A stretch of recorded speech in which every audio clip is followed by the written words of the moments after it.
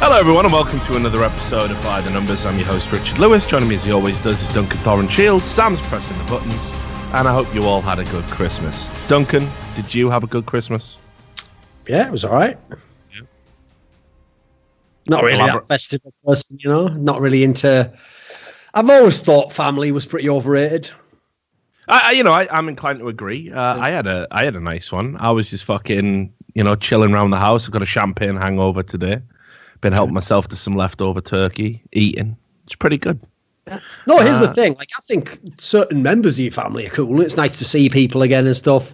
But people, I mean, obviously it's like Hollywood movies, isn't it? They have overblown the idea that you have to get all your family together and have some sort of amazing, heartwarming moment that somehow means something very special to you. Most of those types of parties are pretty fucking cringe. Let's be real. Oh yeah, I mean, here's the thing. Like, this is why I wanted to ask you, because I know obviously you're in Holland at the moment, and I imagine didn't see your family. Now whose company you keep in Holland is entirely your own business. No one can know. But I was talking to everybody else who was doing the family thing. And they all said the same shit, like, oh, yeah, I'll be going back to see my family. I said, oh, looking forward to it. Nah, not really. It's like there's always some crazy gangster shit going on at Christmas where you have, like, just relentless arguments over the meal, And you're pressured to go back, obviously, aren't you? That's the problem. Some of these people just expected that you have to do it, isn't it? So that's different from if you chose to go back and see everyone and have a great time and blah, blah, blah, whatever the rest of it, And then there's also, here's the worst part of it, Rich, is that because there's a sort of social pressure, even if you had, say, 8 cool family members, it's going to be ruined because now you are socially pressured to invite the 3 that no one likes. Yeah, right. I mean, But it's Christmas, it's togetherness. It's like the one time of the year we should put all our differences aside. It doesn't make the fucking cunt in the family any less of a cunt. Yeah, I know. And let's just add half a bottle of whiskey to that equation, shall we? Bells, please. Yeah. But no, it was good. I do pretty much the same thing every Christmas. I get fucking wrecked. Watch a bunch of good old-fashioned Christmas movies. Always watch It's a Wonderful Life on Christmas Day. I watched a classic yesterday, Rich. You'll appreciate this. Go on, then. One of the few movies I would like, Scrooged. Now, obviously, when I watched that movie, Rich, love that movie. Love the first half of the movie. He's bang on pie all over the place. Second half of the movie, just a bunch of bullshit, isn't it? Mealy mouth dog shit about humanity in that. Just watch the first half, switch it off. So there was a good thing in Scrooged for those who've seen it with Bill Murray. There's actually a bit where Robert Mitchum, the sort of president of the network, comes in and says, "We want to make shows for cats and dogs." Yes. And I've noticed from your intros that you started to slip into your show. It probably is a route you're going to go down real soon, is it? Listen, if there's a market, Orange Pet Thought, and if they can somehow get involved with fantasy and esports betting, I'll be all over it. I'll be making fucking videos with string, just dangling it down. I'll be lapping up a little bowl of cream. Esports balls, that's the best cream. I don't give a fuck. George Galloway or something. Oh, mate. Right. So, yeah, well, I'm glad you had a good Christmas anyway. I was thinking of you. And obviously, we'll get, next time we get together, there will be gifts. There will be gift exchanges because I am a generous man. And I'm sure you are too, Duncan. I've never seen any evidence for this. Yeah, buddy, fuck all. There's no way. But yeah, whatever. And we're generous. We're giving a special episode By the Numbers today. Segue. We're going to be talking about some more abstract concepts because obviously the season is done for the year. And there's some topics that we want to talk about, that I don't think we've really broached sort of formally between the two of us. I mean, I think we touched upon one of the topics, the cheating topic, very briefly in another episode of By the Numbers back when it was referenced a lot. I noticed, by the way, that's like all over the fucking internet, isn't it? No, because obviously one of the whole points and premises of By the Numbers were that you bring in these 2 iconoclasts that basically say whatever the fuck they want, and it's really strange that we get a lot of kind of criticism, like, oh, you never talk about this stuff. And it's like, no, we definitely do. I mean, more so than almost anybody else. We do talk about these things, and we have talked about these things. And like you say, that clip where we talk about the flusher clips has been copy pasted into other people's videos, like ad infinitum. And honestly, it's kind of divorced from a little bit of context, actually, either side of it, which of course is the other classic. But I'm going to tell you why I want to talk about this, and I'm just going to give this to Sam. I got linked the other day. I get a lot of hate mail and weird messages through various mediums, and on my YouTube channel, and certainly Facebook, where it's like it kind of goes like piece of fan mail, piece of hate mail, and then like, I don't know, someone trying to scam me from Nigeria or something. That seems to be like, 1 in 3, with a miracle, of course. But this guy called Giga, and I'll show that this is a real thing that definitely happened, and we're not just making it up as a premise for a show because we're lazy and we're out of shit, messaged me and said, for some reason, I have no idea why, you would be involved in my YouTube channel, but you and Thorin need to wake the fuck up. That's the message. Here we go. And it's a link to a video by a new YouTuber called The Concept. Now, The Concept, for those of you who don't know, is a guy who makes videos where he basically, the premise of all of his videos are that there is a vast cheating conspiracy within the Counter-Strike scene. And what I mean by that is, where previous YouTubers like Dan M, where previous pundits like you and myself have maybe singled out one person as saying they are suspicious, and Dan M goes a little bit further and goes, look at this handful of players that have these clips. The Concept goes one further and says pretty much all of the pro scene is cheating. There's obviously some method that they can use, and here's the evidence of it, because I'm somebody that has applied a scientific methodology to my analysis, and basically I'm going to show you the results of those findings now. And he puts out these videos, and honestly, one of the reasons why I wanted to bring this up is I think his videos are fucking ridiculous. I mean, they are absurd for a variety of reasons that we're going to get into. But first of all, I wanted to ask, I know obviously you watched the video in prep for the show, but were you aware of The Concept before this? Yeah, I'm actually subscribed to his YouTube channel, apparently. I wasn't aware, like, specifically I was, but I have watched some of his videos in the past, and that usually just means I saw one video of someone and then I just clicked subscribe, and then maybe I never saw any of their videos. Like, I don't know. I'll have a look out if he does them often. Has he done a lot of them? Yeah, I mean, he's churned out a few, but one of the things that became abundantly clear... Nah, he's only done... yeah, but this is only in 3 in the last 5 months. Yeah. Way. So, yeah, that's why I haven't seen any others. But I think I saw the one that was about the anomalies in aimbots and like looking for little clues out, which actually I thought had some good points in it. But then again, I don't claim in any way to, like, I'm not informed at all on aimbots. Like, I know very little bits from some videos I've seen, but half my problem is I've never tried one, and especially I don't know anyone who's credible who has given me like some insight, like, yeah, that's real or whatever, So I can't really know. Like, I can follow his storyline of like, look at this, and here's another clip with that, and I can sort of go, okay, if I accept the premise that that's what you say it is, then you're right, these things are happening. But again, unfortunately, I can't back that up myself beyond that.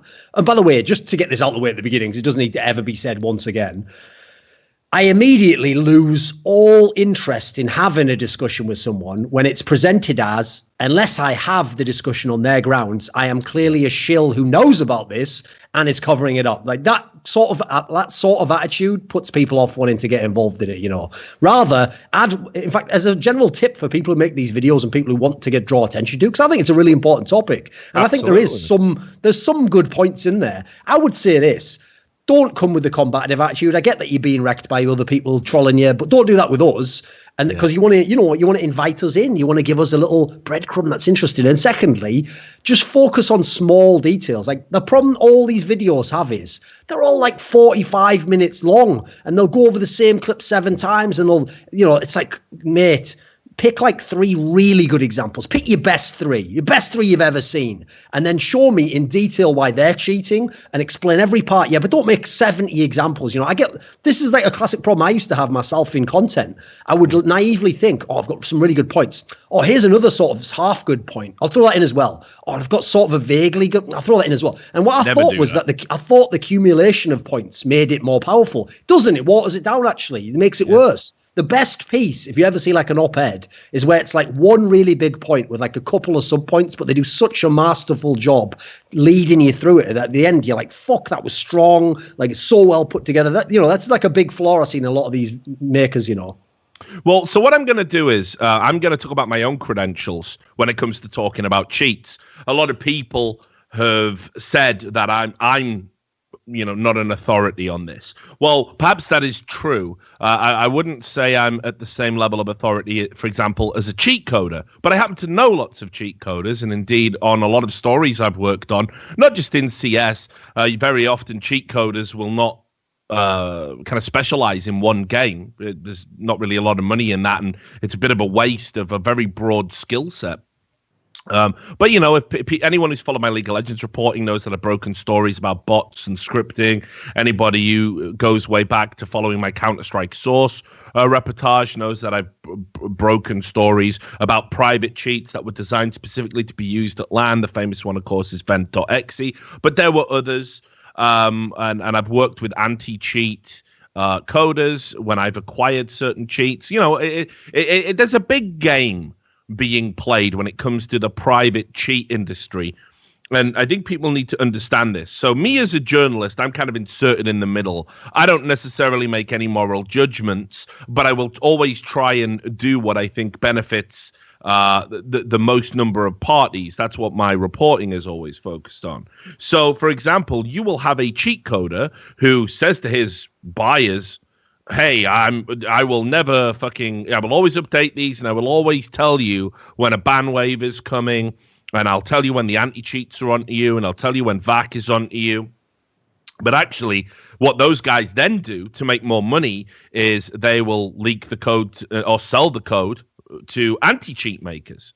So they are like themselves a double agent. Also on top of that, many of these cheat coders contact Valve and say, please, look, this is how I got past the VAC system. Could I get a job at Valve? And of course, Valve don't necessarily want to employ people who just randomly code cheats, you know? Like you've got to have you've got to be a very specific caliber of person to work for a company as profitable and prestigious as Valve. But that is the aspiration. Plus, they know too much about the game, apparently. Oh, why? There's a major comment, Duncan. Please. Won't see me there, mate. But, you know. What is it? Well, we'll have to wait and see. You know, I wouldn't want to ruin anyone's second Christmas. I suspect you won't see a lot of people there, but, you know, just my feeling. Just something in the water, something in the tea leaves I saw, you know. Interesting. All right. Well, more to come on that in the future. Yeah, we'll talk about that during the break. That we'll go to now. No, I'm kidding. But anyway, so obviously, when it comes to this landscape of cheats, there's basically the idea where the cheat coder wants to make as much money as possible, and if that means necessarily they've got to kind of play both sides, they'll happily do it. And very often they do. I know a lot of cheat coders, and that's how I know this. And certainly one of the ways I've been able to break these stories and do this reporting is I will get fed information by these cheat coders. Now, also as well, if you go even further back to Counter-Strike Source, I was very interested in cheats and how they worked. I wanted to be, again, not an authority, but I wanted to have a level of insight. So if I ever did talk about this stuff, I would know what I was talking about.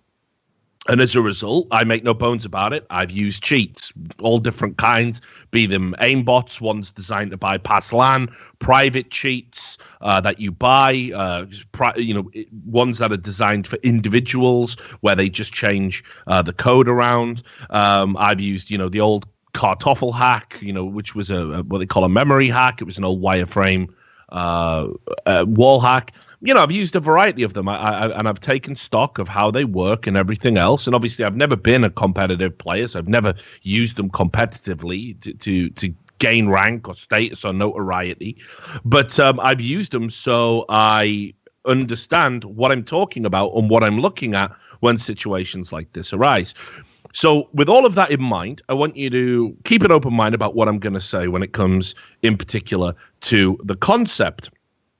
Now, the concept is a guy that seems to have invented an entire vernacular all to himself when it comes to describing how these cheats supposedly work. And this is one of the things that I think instantly makes him a very discredible source, because he is talking about things that, no other cheat coder uses this language. No other cheat code I've ever spoken to. And in fact, before I did this show, I reached out to a few cheat coders that I have on Skype, that I have on Steam, and they said, like, dude, this is all nonsense. None of us talk this way about the way that these cheats operate. And he uses these like very bizarre terms, like zigzags and wobble.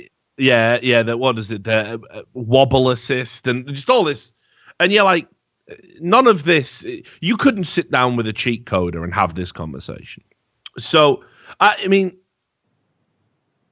like I said, that initially to me sets a very strange tone about his videos. It's almost as if he's trying to appear more credible and knowledgeable than he actually is. I've never heard him talk about, bones, vectors, things like this, things that actual cheat coders. I think he does mention vectors sometimes. Okay, maybe.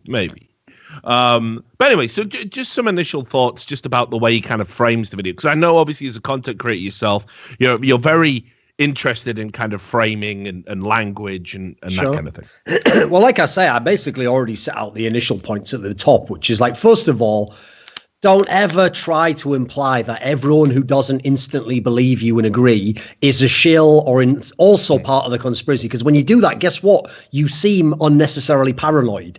Like, it's already, like, here's the thing. I don't even make the claim that all the pros couldn't be cheating. No, like I that's technically a double negative.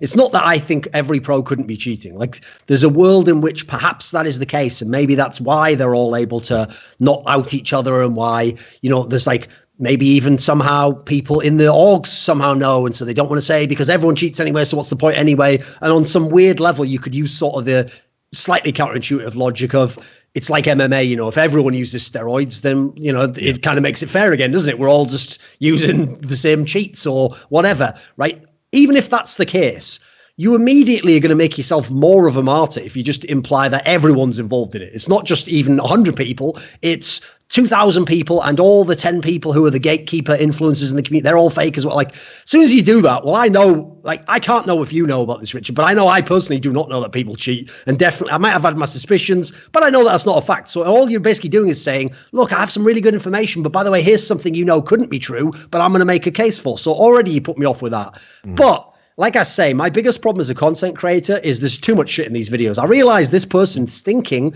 it's the same thing they all tend to do. Like, but the more instances I give, the less it's going to look like a one-off. No, the best example I have ever seen of a really suspicious clip. There are two, which are two flusher clips. There's the one on Cash where he does the weird lock onto that edge of a box. Yeah. That one I will never be able to find an explanation for, because right after that, he does a very weird lock onto a guy behind a wall as well. So those two combined, that in itself should just be a video. Should be nothing else except that clip. And then the other one was the famous one where he does the spray through the wall and hits like 8 bullets or something utterly insane like on that. Mirage. Like I can't know if he cheats on that. Can't know whatsoever. But those are incredibly bizarre clips. And so make that your video and give me your best reason why there. Because if someone links me a video and the first 10 minutes are an explanation of what's going on, come on, mate. No one's going to get through that 10 minutes. It's like that famous thing, the back of the book's got to be such sick blurb that you want to read the first page, and the first page better be fucking good. That's actually a principle a lot of people don't know, They really do write books like that nowadays. So that the first paragraph of the book is dynamite and you want to get in there. They don't make it so it's like, well, like fucking Charles Dickens, like I was born on. I say, I'm out, mate. I don't care who you are. I don't care when you were born. Come on.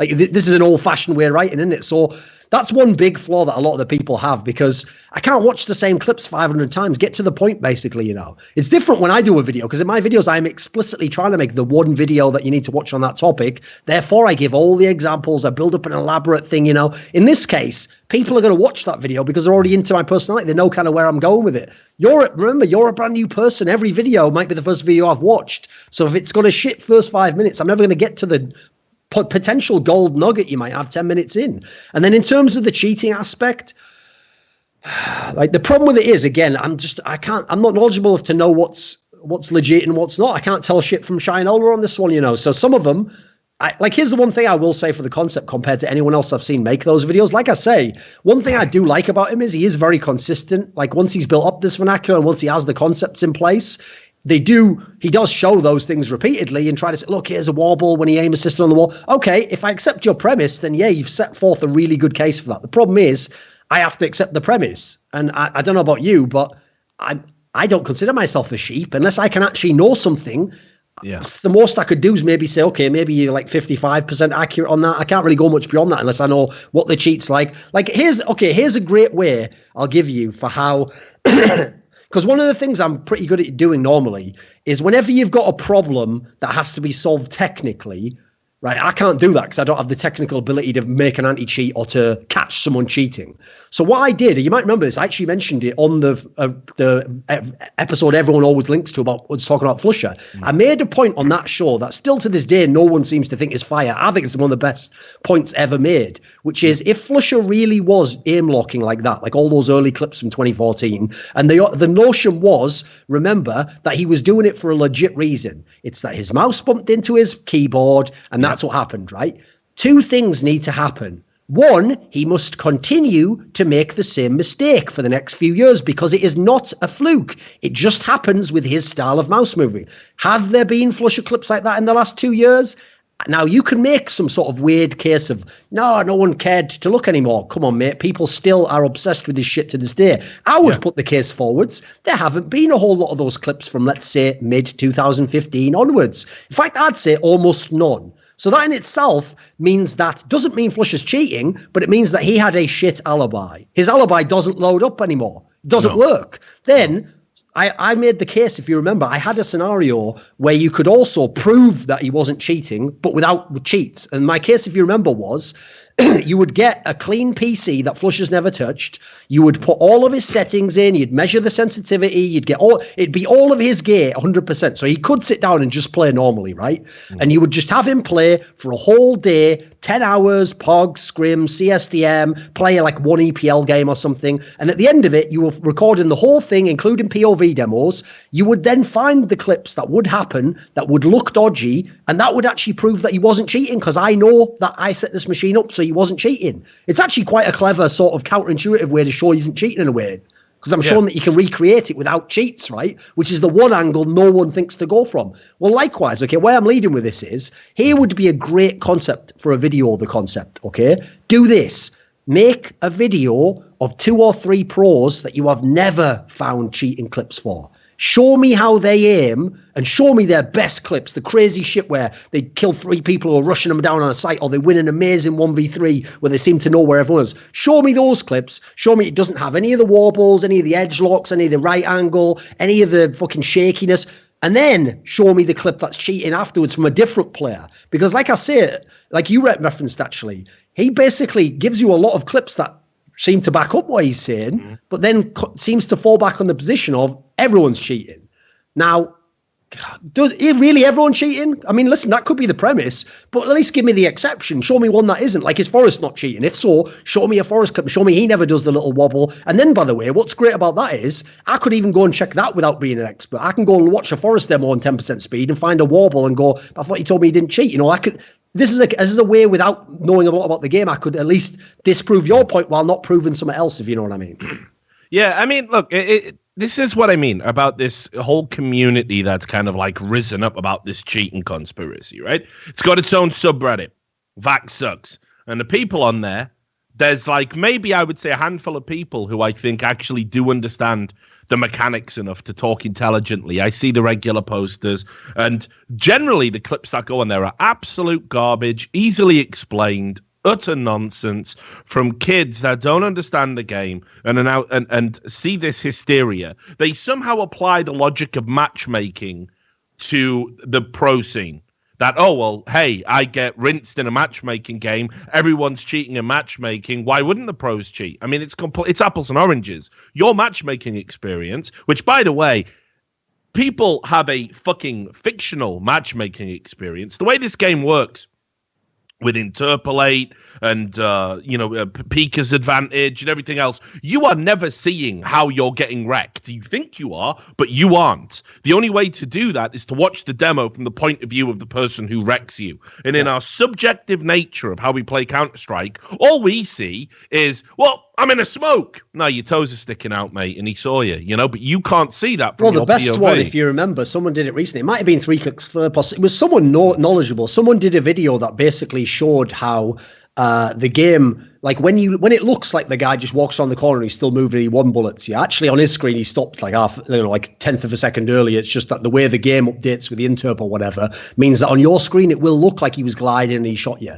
So the problem there is you're not even to blame. It does look on your screen like he was gliding and straight one-banged you. Problem is, if you could see both what the server sees and what he sees, it wouldn't look even that crazy. Like some of the examples they gave there, when you see the other guy's point of view, he doesn't even instantly aim on you. He aims like he actually a little slow sometimes, Yeah, exactly. Like nowhere near pro level. So this is what I mean. So I think a lot of the people on Vax Sucks have that weird sentiment about, there's a cheater in every game I play, minimum of one. They always say the same shit as well. 2 cheaters just spin botting down mid. No, you haven't. Shut the fuck up, you fucking retard. You know what I mean? Well, people need the fantasy to justify their inadequacies. So this is one of the reasons why a lot of kids have latched onto it. Go to Vax Sucks, post clips of the pros. Look at that, and it's like, it's just, would you look at that? They're from the James Banks School of cheat spotting. Now, he could fucking sell a video. It's Fush's walking. Would you look at that on a corner? Look at that on the edge. He's on the edge. Look at that, and he's done an. Oh my God! Look at that. Might be something for him to go into. Yeah, now, as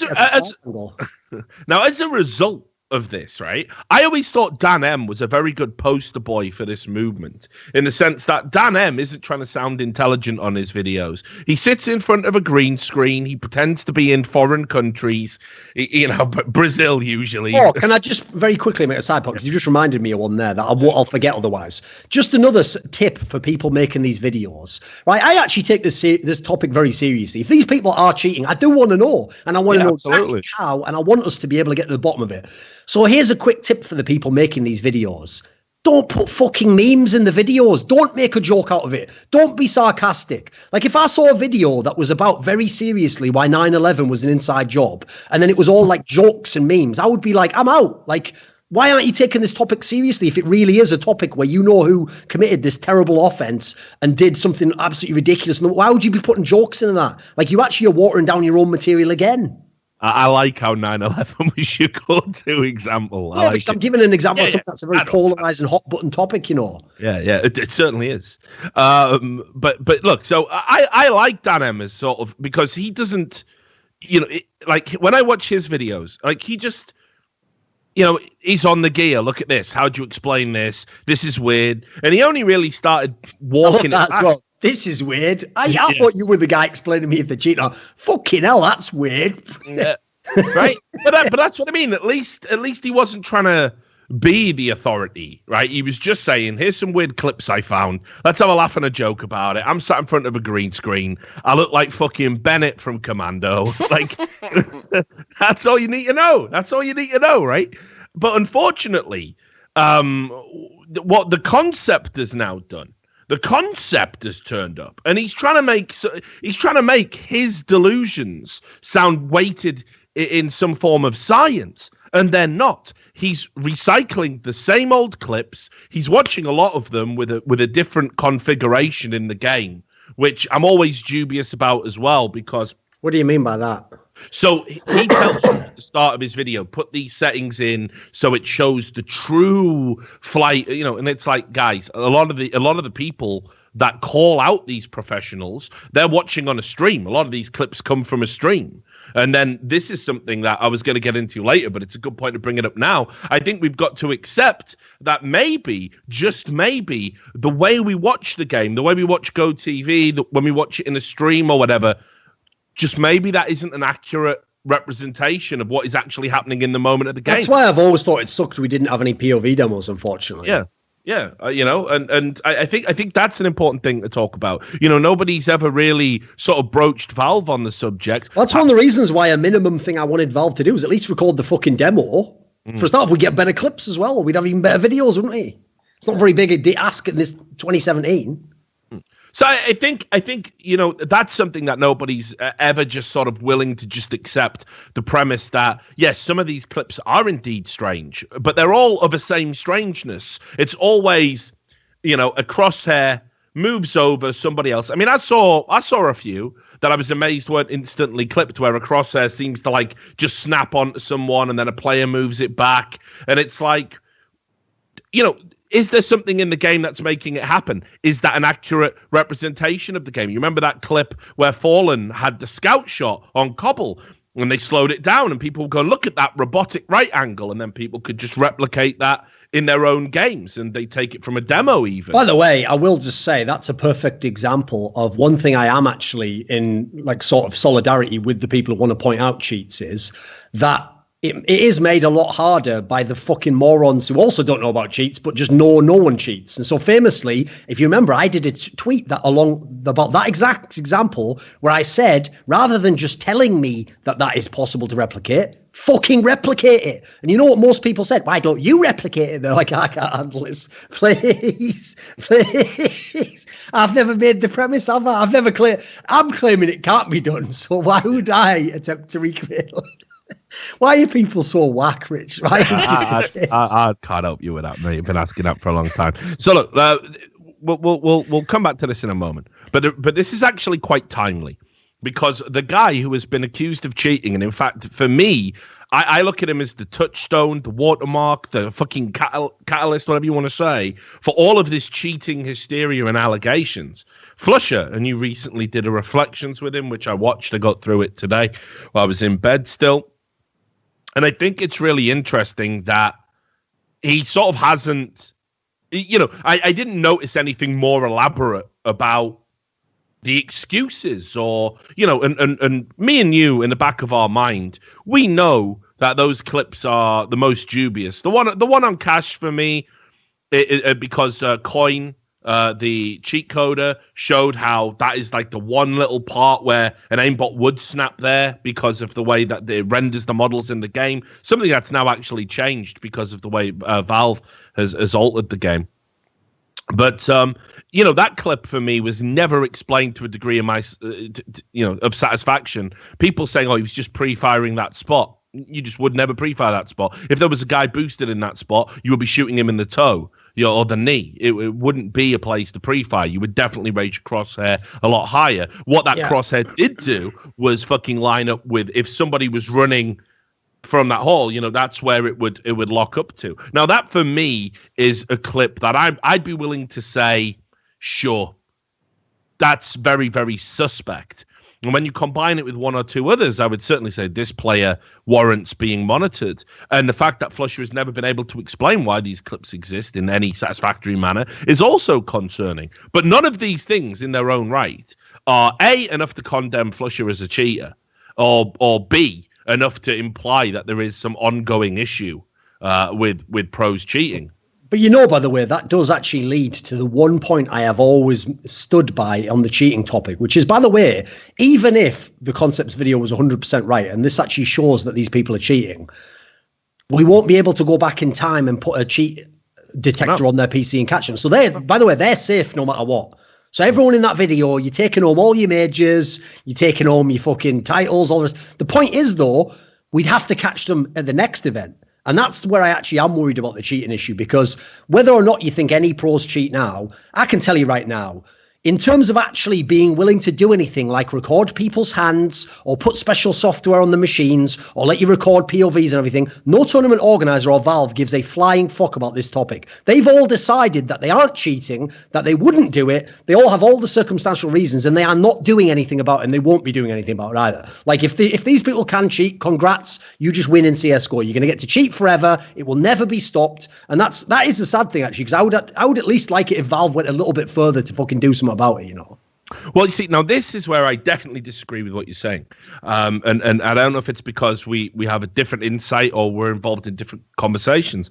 But certainly I know, like from stuff at E-League, for example, the measures that we've looked at taking to prevent players even having access to computers and stuff, it's pretty fucking stringent.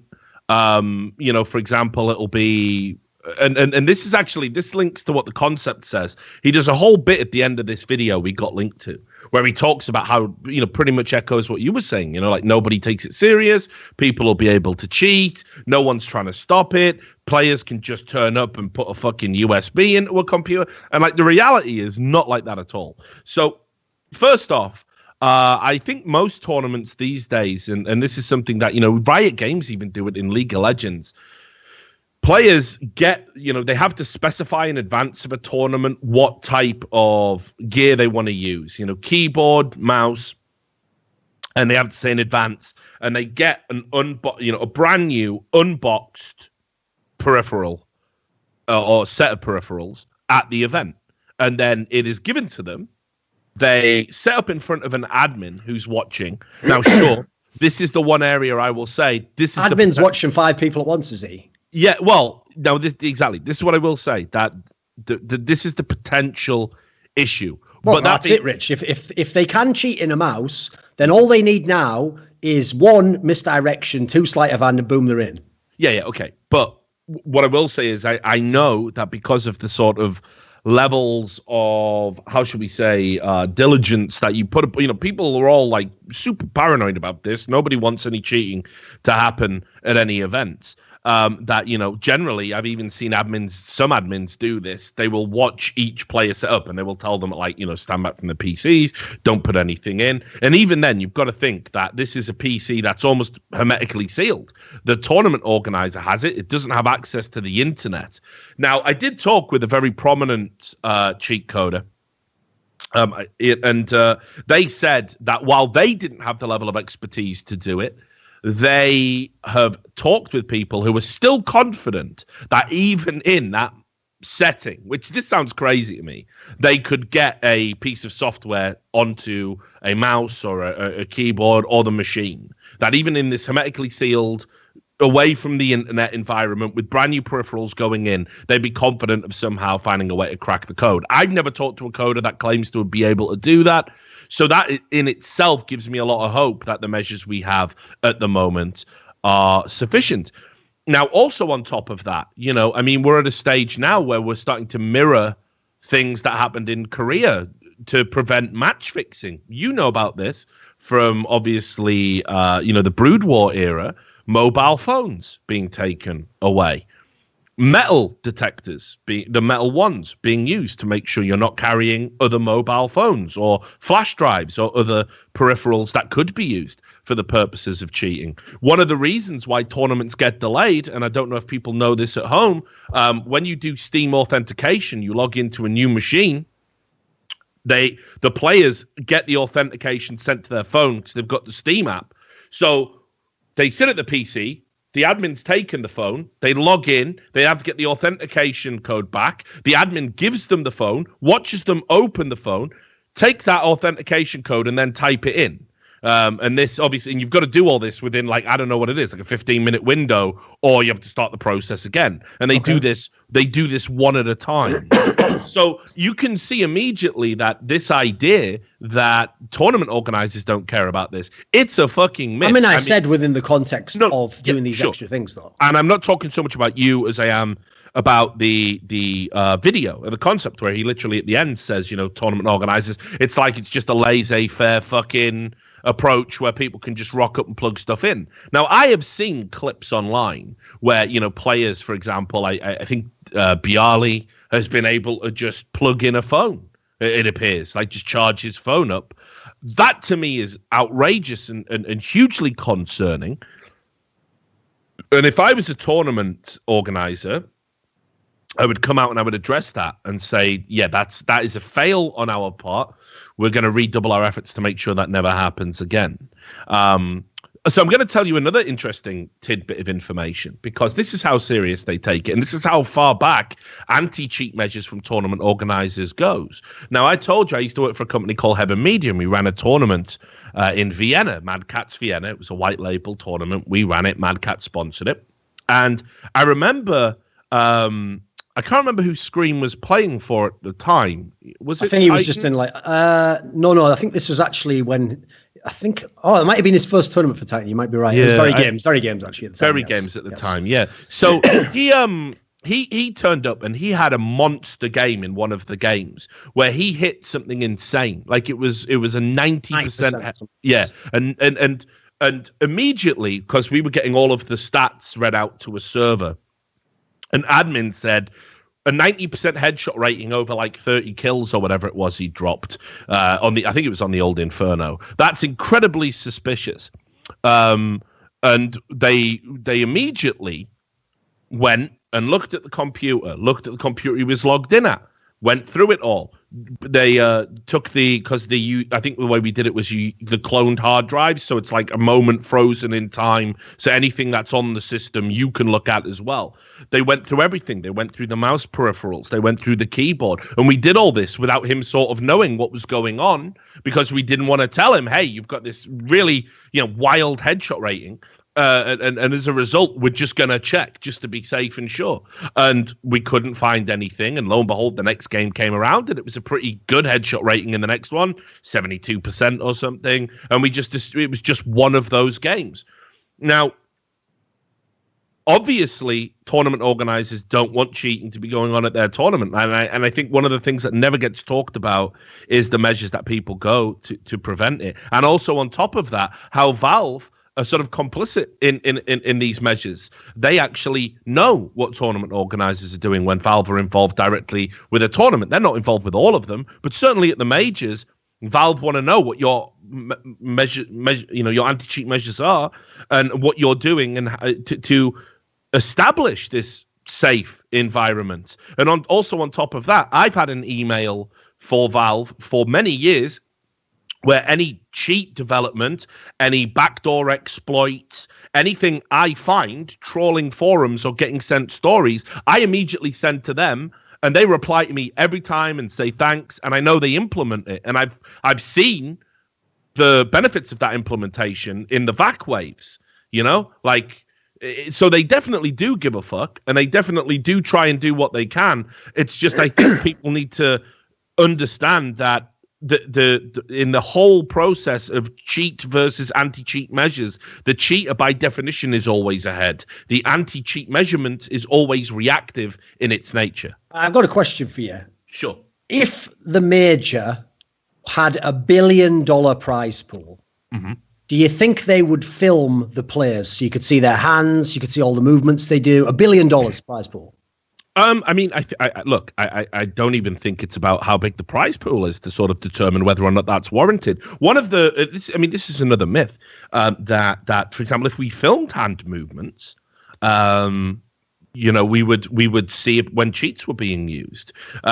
This has been debunked multiple times. I mean, you can have offsets. So, people wouldn't even know, and it's just built into the game anyway, and it looks very convincing. You can also have, buttons that you press, and you press other keyboard combinations, so sometimes it's active and sometimes it isn't. You would need to know exactly how the cheat operates and what to look for. And another thing that always gets brought up is, well, why don't we use keyloggers so we can see any obscure keystrokes? I think I've made this point before in a broadcast, because I didn't know if it was happening, and I can tell you, not all of them, but I'm aware of a few leagues that do that as well. So they have a log of every key that's ever touched, all of the input, and yet we still haven't been able to expose any of these supposed. Is anyone going back and checking those logs, Rich? Oh, well, now that's the next question. Sure, they can tell me, yes, we do. Unless I was doing it myself, I wouldn't be 100% confident that job gets done, right? But what I will say is, why go to all the lengths of getting the data if you are never going to go and look at the data? I mean, we don't know. So, there's... Psychologically, what triggers that position? I mean, the only way this would work for you or I to know is if you could go to them and say, see this 1v3 that he won at E-League in Season 2 on this map. Can you check what the log was around that? I don't believe anyone's doing that. Well, no, I mean... And by the way, my whole point that I made was... the people who run these tournaments are convinced, in fact, even worse, Rich, because, as you say, they take these measures, they're convinced you can't cheat. Therefore, they're not going back and checking that stuff. I'd to guess. Now that's speculate. Now that's the other thing. I've never met a single tournament organizer or Valve type person who believed the top pro on LAN cheated. I've never met one ever. So why would you want someone who doesn't believe it's possible to be the person in charge of making sure it can't? So now this is interesting because I definitely know plenty of tournament organizers. I don't know if they trot out a party line. No, I'm talking privately. I mean, conversations I've had that record, never gonna, and I'm never gonna reveal who that guy is or what player I'm talking about. Yeah. So I've talked to some tournament organizers that have told me, sure, this is suspicious. We've done everything we can to potentially set the trap. I mean, so you've got to remember that, for example, like with the ESCA anti-cheat being used on LAN, and one of the things in the great winding Flusher conspiracy was, when he plays at North American events, all of which were using the ESCA anti-cheat sort of secretly, just they had the anti-cheat software on the machines.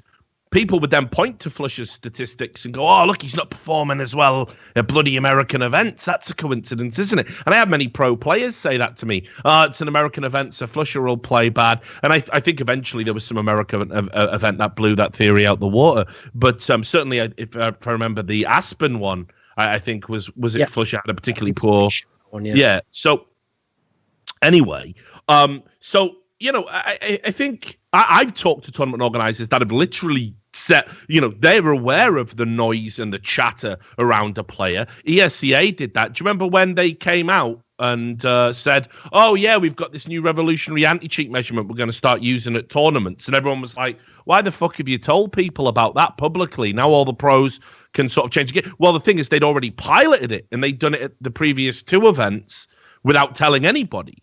And still, nobody caught. And like I say, tournament organizers that I've spoke to have a few of them have said, yeah, we think this one particular player is suspect, and we have done everything we can.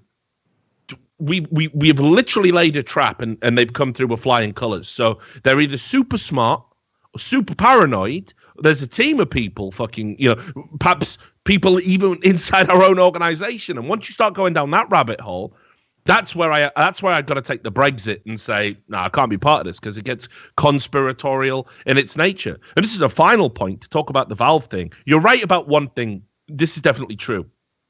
I don't think Valve believe pros are cheating. I agree with that. I'll tell you a very, very, very quick story. I once talked to a Valve dev and I said, look at this clip here. I showed them a clip. All he said was he couldn't be cheating. We took their mouse. And I said, well, no, I understand what you're saying, but just for a moment, entertain the premise. Just imagine, what does this look dodgy? He would never comment, even privately. This is never going to be revealed. Never comment on whether it looked suspicious. He would say nothing except they couldn't be cheating. We took the mouse. I was there. That happened. This isn't some conspiracy theory I've imagined. As soon as I heard that, I thought, this is sort of a waste of time. Don't think I'll be wasting my time doing this again. Yeah, I mean, like I say, but it was. I experienced a similar frustration when it came to the match fixing thing. That I really had to, force the issue and get them to sort of look at what was being laid out and ask them to simply trace the skin transactions. And by doing that, you will find the trail. Now, I could reach out to Valve tomorrow, give them dates, times, matches, Steam accounts. And say, these were the people that were fixing high-level matches in Europe, and look at the pros they've got on the thing, and just have a look and see if there was any skin transactions and whether or not it correlates to any of these dates. Valve are so inclined to give somebody the benefit of the doubt, they aren't going to waste the time on the investigation, because their assumption is, if we could put in hundreds and hundreds of man hours into doing what Richard Lewis says is the thing to do to catch all of the match fixers in Europe, but in actual fact, we probably won't catch any because we don't believe people are match fixing. That's a frustrating thing for me. But equally, there is a sense of logic to it. I would be willing to say that. And I think their opinion of cheaters is the same. That the hoops a high-level pro has to jump through in order to sit down at that machine and play with completely new peripherals in a LAN environment with no phone, no USB, no access to the computer itself, to the point where they're not even allowed to touch the machines or plug in their own brand new peripherals, which are going to get taken away from them at the end of the game and boxed and given back to them only at the next point where they play. At no point will the peripherals be in their ownership. It's it's pretty far-fetched to think that the majority of pro players have somehow found a way to beat that system. I'm scratching my head trying to imagine what it can be. No cheat coder can give me an example of how it could be done. Oh, by the way, that reminds me of another key point to make on the cheating topic. One of the things that puts me off it, like every now and then I'll see the odd thing that's interesting. I'll start to go down the rabbit hole. The number one thing that puts me off it is, like, I made a comment ages ago. I think it was after that video I made about, like the Valve needs a cheating guy and a dedicated guy whose job is to look for this. And, I would want to know if there was experts. And I made the point in this video that I don't know anyone who is simultaneously an expert about cheats, but also an expert about Counter-Strike, right? I made this very good point that there wasn't a very big overlap. And when I said there aren't any, I mean, like, if there are, there might be 3 and none of them know me and none of them have reached out to me. After I put that video out, I was fucking swamped with people who definitely fit neither criteria. They neither are experts about Counter-Strike or cheats, who constantly said, no, look at this video. The same videos you've already referenced from 3 years ago. No, but look at this video, Shocks. Oh, but look at this Reddit post. And the amount of signal noise they introduced made me just want to go. I'm now looking for needles in haystacks just to get a response to a fairly simple request. So the amount of people who are fucking drama whores or attention whores, or have got something missing in their life that they have filled with cheating and an obsession with it, sometimes, by the way, do know a bit about cheating, but are so obviously wanting to waste your time that, again, it's hard enough to get people to take it seriously. You can't then waste their fucking time. It's going to put them off. Yeah. So one of the other things that gets brought up here is technology, right? Like, the technology is definitely possible. And this is another thing that I want everybody to keep in mind what tournament organizers do. All of the measures that I've talked about, which I know exist, I've seen them implemented in front of me. And indeed have been in meetings to say, and we should do this, and we should do that. Because I've got an idea for you. Do you want me to? I've spitballed an idea that would be a cool idea here, and as long as there's enough money in the pro scene, that's worth doing. Yeah, so let's say ESL and DreamHack and E-League all think that their system's secure.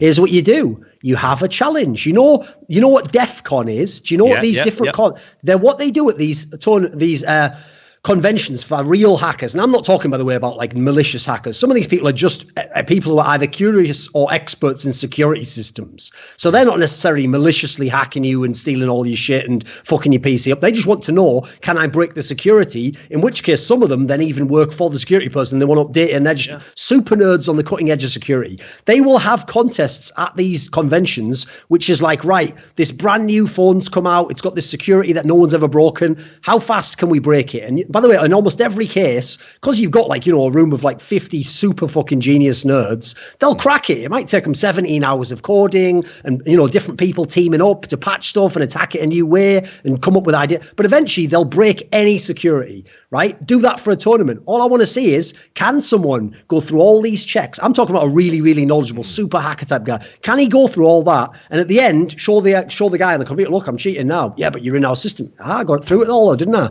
That would be a fucking brilliant, and by the way, probably not that expensive way to make sure your technology was always up to date, which is why I said have a dedicated person within Valve, at least, for fuck's sake. Well, I was thinking about reaching out to the DEF CON guys, because one of the things that got passed around, and it follows on from another video, which I'll need to dig out, but I'll just make this point first. Basically, there's a video that guys like the Concept and Dan M and the Vaxux guys have all been linking to from the most recent DEF CON, which was in November 2017. And the video is called "If You Give a Mouse a Microchip," right? And I don't know if you watched this one as well. But basically, what they do is it's two coders that explain how you can put a microchip into a mouse, and with some simple coding, you can basically have it so there is a set of cheat codes within the mouse itself. Now, a lot of people are linking to this going, see, the technology's there. And it's like, well, okay, nobody disputed that you could do this, first of all. Nobody said it couldn't be done. What this video doesn't explain is how that doctored mouse would ever get into the hands of a player. Now, as I said, keep in mind, they are given brand new unboxed peripherals which never leave the site of the admin. So what you would need to do is, and I forget, I think there's a clip of somebody plugging in a second mouse somewhere. It was Dennis from Mouse Sports. Yeah.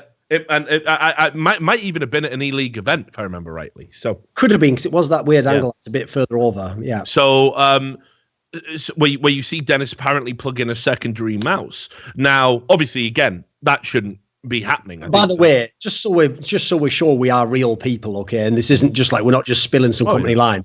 When he reaches for that second mouse, watch the fucking video. He does it like he thinks he's reaching for a fucking dodgy cheap mouse. He doesn't just go, oh, look, I'm allowed to have these two mice. This is my other one. I'm just going to move this one. He goes like, the fucking go like to the side. He sort of goes like, why are you doing that? Why are you doing it like you're the most suspicious person ever committing a crime? I mean, I realize, he's not exactly the smartest fucking person, is he? But even so, surely even you can figure that out. Yeah, and again, I actually think it's brilliant that of all the people it happened to be, it was Dennis, because... Wasn't me.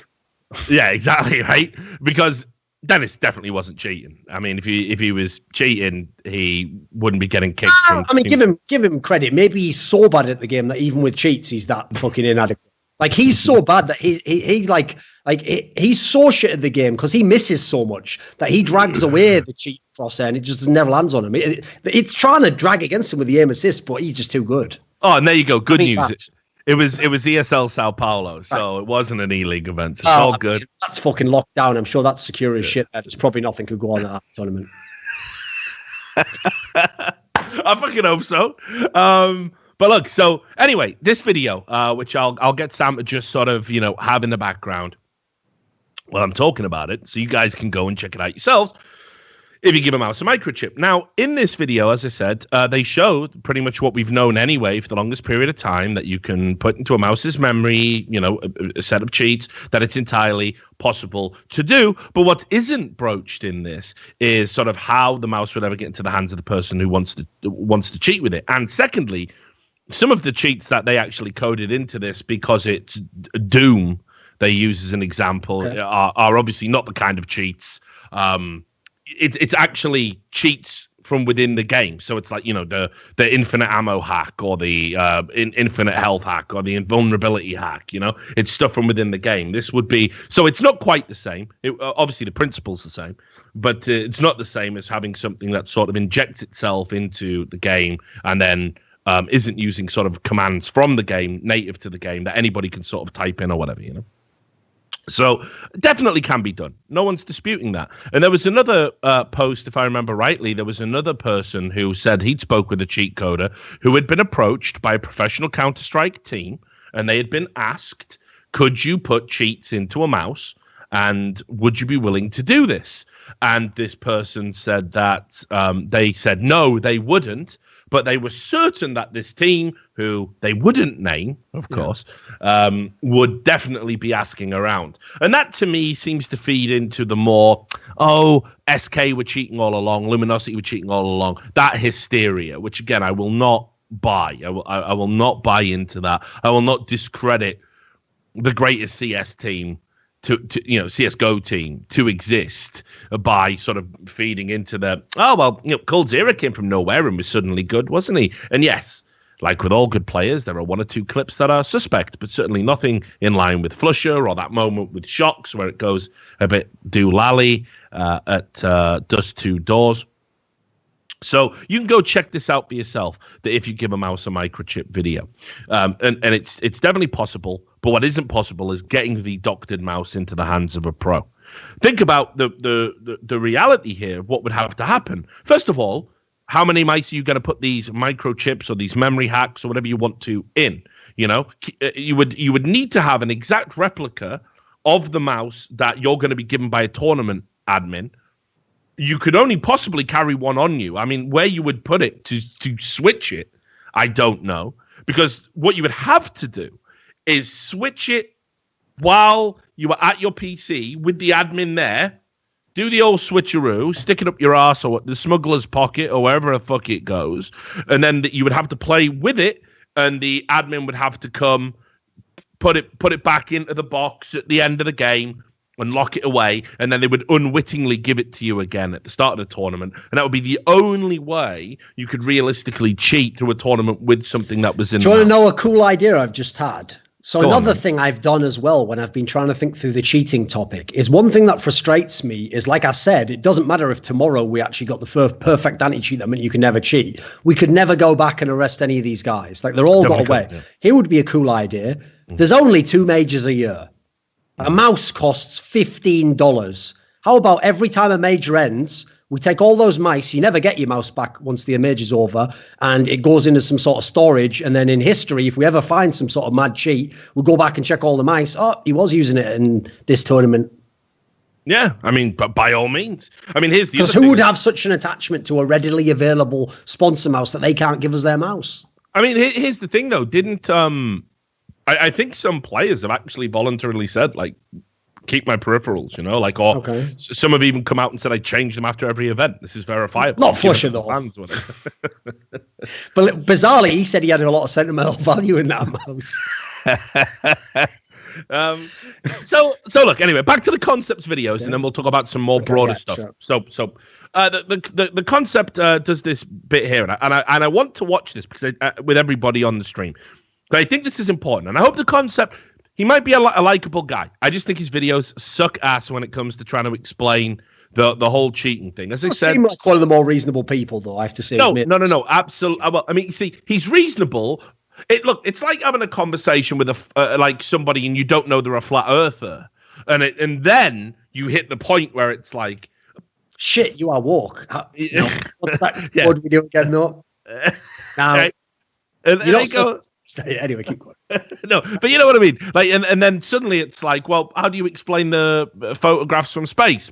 NASA's in on the conspiracy, aren't they? Okay, well, what about all the independent satellites? Yeah, well, they're all in on the conspiracy, aren't they? What about independent, well, they're all in it. What about civilians who've gone into space? Is in it? Yes. I don't know why you're doing Anne fucking Robinson, right? But you know what I mean? And then it's just like, oh, you're just mentally ill. Like, that's it. You just gotta fucking, all right, I'll hold the L. You can't talk to these people anymore. Some of the allegations in these videos are so ridiculous. Like, apparently nothing at the end of his career. He's got a clip of nothing at the end of his career, just before he got kicked from Cloud9, in one of the most benign clips on Mirage, where it's like he can definitely see one dude, and there's one dude round a corner, and they're this close. It's less than a centimeter. It's entirely plausible your crosshair would stray there if it wasn't completely accurate. And it doesn't snap on or anything. And then he looks to a smoke that's here as somebody runs past Murder Hole, like in the background, and goes into CT spawn. And he's like, yep, nothing's on the gear. And then he uses some old recording of nothing, where he specifically says, I've never cheated in CSGO, but I certainly use cheats in 1.6 mixes, never competitively, but for fun. Which actually, if you think about it, is disprove. How's that any evidence whatsoever of anything? So that whole sequence is completely absurd. But there's this one bit, right, that really fucking stands out to me with Stewie 2K. Now, Stewie 2K was a bit of a darling, wasn't he, for a bit with these fucking back sucks guys? Because he developed this style, didn't he, all of a sudden, where he moved his crosshair around, and he said it was to improve his focus, and it was something that he added to his game. And everyone goes, oh, weird how he added it when he started to get good. Maybe it's helped him. Maybe doing that is what helped him get as good as what he is, right? No, it's got to be a cheat, hasn't he? He just installed a cheat. I mean, people were already raging about Stewie being a cheater back before he did this. People were already talking about him in Rank S. Oh, he's bullshit. He runs through smokes. He always knows. You know, all the same shit every young upcoming player has to go through. The old fucking withered 30-somethings that think they should still have cat-like reflexes of a 17-year-old just get super salty and just accuse everybody of cheating. It's a rites of passage. You will not find one good pro who made it pro who hasn't been accused of cheating. Doesn't exist, which again points to the just ridiculous levels of hysteria. And if you were to measure cheat allegations to accuracy of allegations, it's off the charts in favor of everyone just not knowing what the fuck they're talking about. But anyway, so there's this part on this cheating video, and Sam, I'm going to tell you exactly where it is. I put a bookmark down. So here you go. It's 26 minutes, and hang on, it's just after this Pasha clip, yeah. So I mean, first of all, if I actually, do you know what? Let's just watch from 26:26 onwards.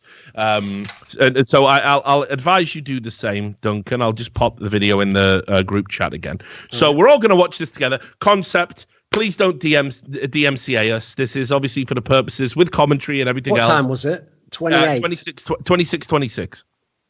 And we're going to watch two clips. First, we're going to watch Pasha, who obviously he says is cheating.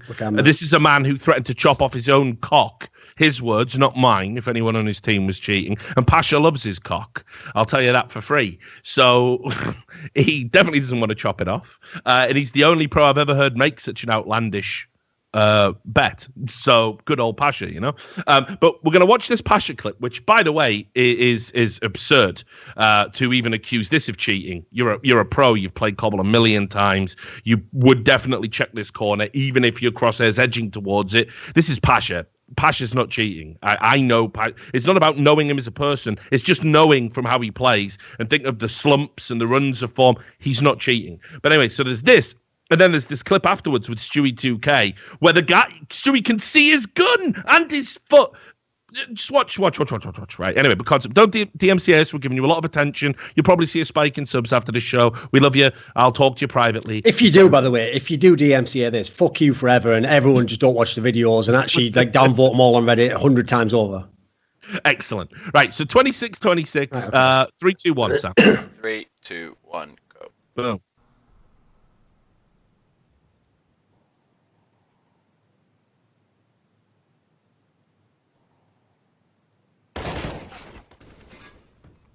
Okay, that's it, Ian. That was the Pasha clip that he used as an example of cheating. But watch the Stewie 2K one. Oh, okay, right. This is a good example of hitting an aim key and going to another target by accident, in my opinion. You see, Stewie's going to peek towards T-Con, and he hits his aim key, and instead of peeking towards T-Con, his aim does this weird funky thing down to his target's foot.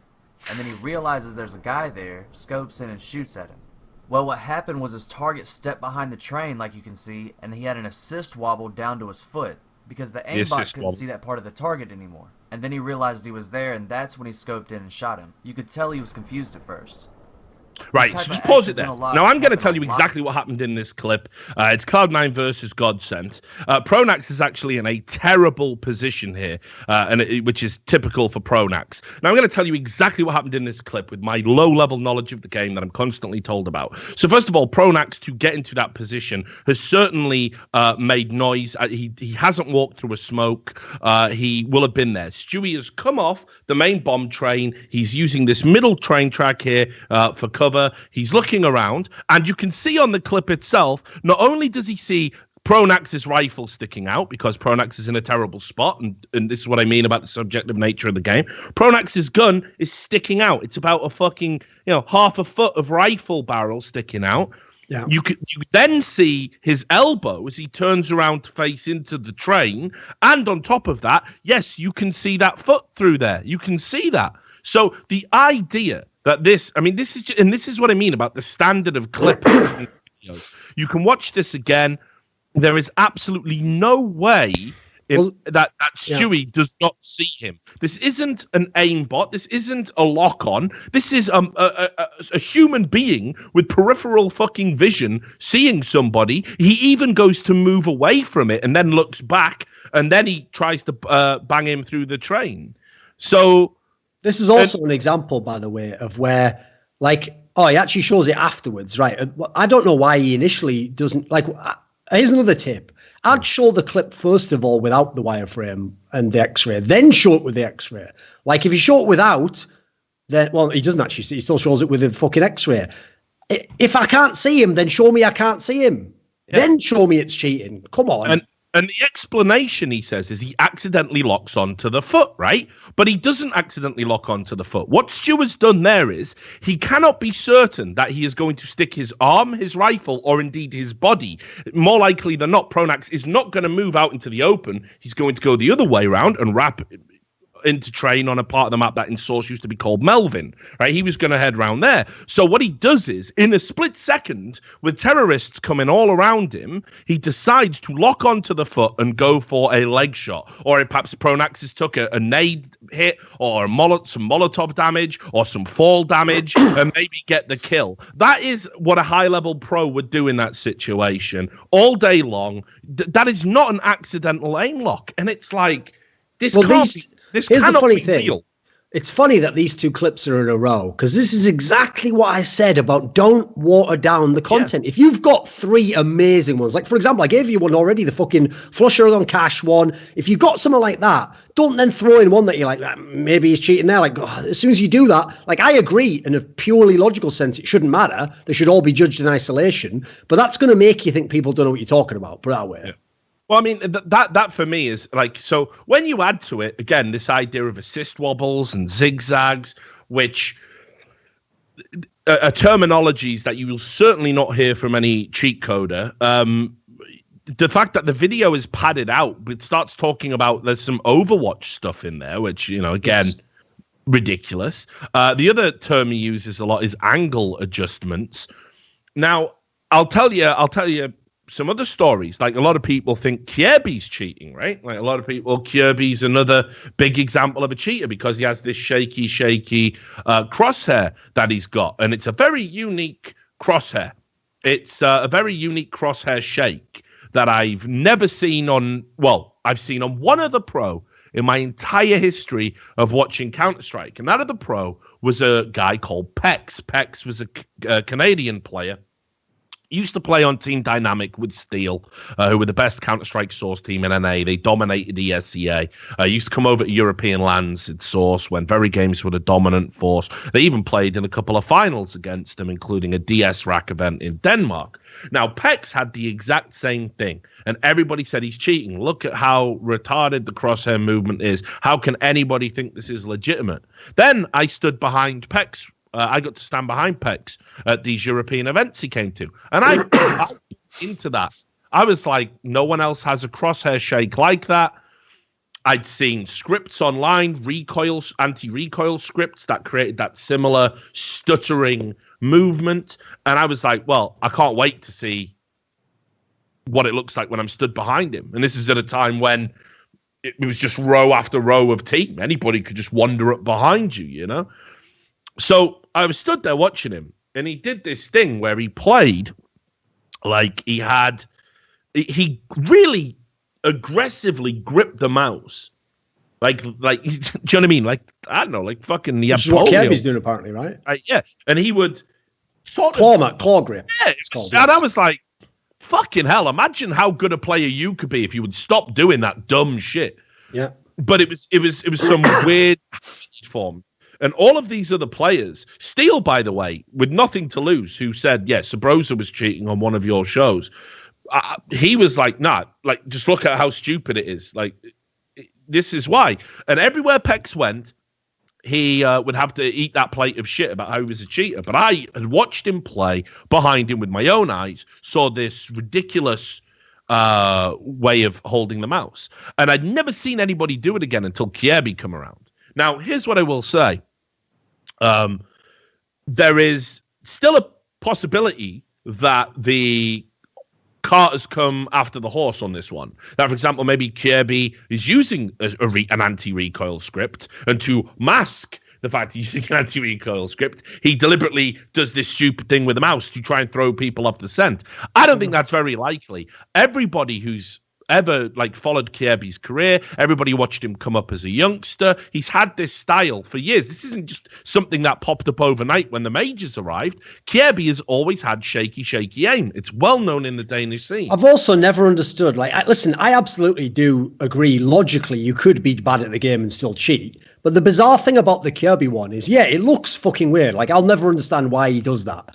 But he's not even good at spraying. If I had to say the weakest part of this motherfucker's game, it's spraying. The one thing Kirby's good at is like the first bullet. So if he runs out and he like instantly two bangs some people in the head, he opens the sight up. If he starts spraying, he shits the bed. And that's half the reason why he's had massive problems for the last 6 months. Like, what's funny is when you were saying that thing about if you just used your hand properly, like, by the way, if Counter-Strike ever got to the level like a real sport like basketball, I can tell you right now, he would never get to the pro level. Because what would happen is when he's 16 and he's a pretty good player, but on a school team, some good coach would take him aside and go, we need to like take apart your fucking shooting form and we need to rebuild it. Because this actually happened, by the way. Funnily enough, it happened to the best shooter of all time in the NBA, Steph Curry. His dad literally took him aside one summer and said, like, your fucking shooting form needs to be fixed. And they fixed it. And it meant that he was shit for the next year. But he then did go God mode because he had the perfect form at that point in time. So that's just a flaw of fucking esports, isn't it? He can get to the top without anyone ever helping him with his issue. Yeah, and again, I think the concept addresses this he says, well, if it's a quirk of his aim, why does it only happen when he's shooting and somebody appears on the screen? Which is an argument he uses to indict Simple with some clips that he shows.